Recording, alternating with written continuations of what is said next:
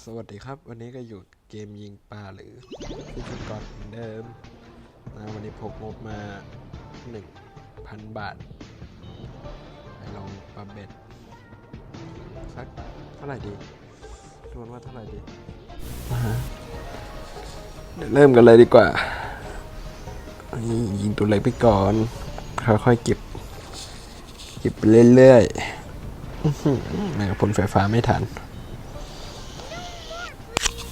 มาถุงเงินยังไงถุงเงินเลยดีกว่ามาถุงเงินมาเอาดียังไงถุงเงินยังเงียบอยู่จังหวะนี้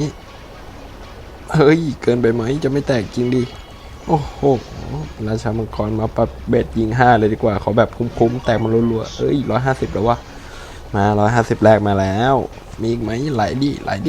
ให้หน่อย250บวกไหม75มีอีกไหมอีกหรือเปล่า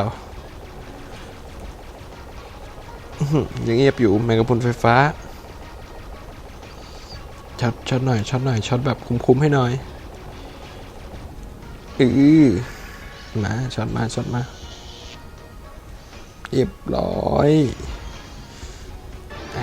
บอก220ว่ะมาตัวที่สองยังไง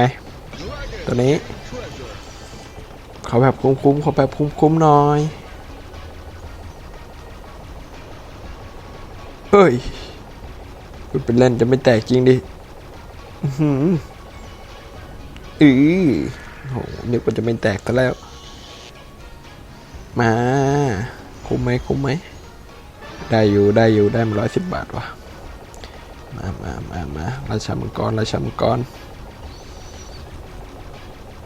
ไหลหน่อยโอ้โหมีกิฟต์30 บาทมาแล้วเฮ้ย50ยังไง30 60 80 40โหรัวเกินงานถุงเงินย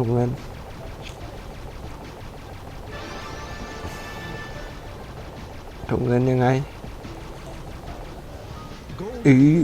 มาฝั่งขวาบนไปเลย20 บาทโห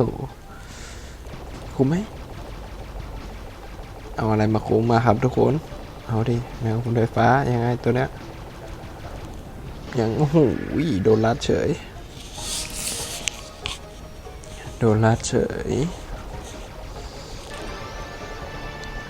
มาทะเลเพลิง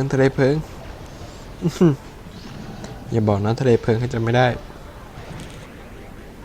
ปูวงล้อยังไงโอ้โหหนาเกินหนาเกินไปวะทำเป็นเล่นจบสิฮะเจอกันใหม่คลิปหน้านะครับสวัสดีครับ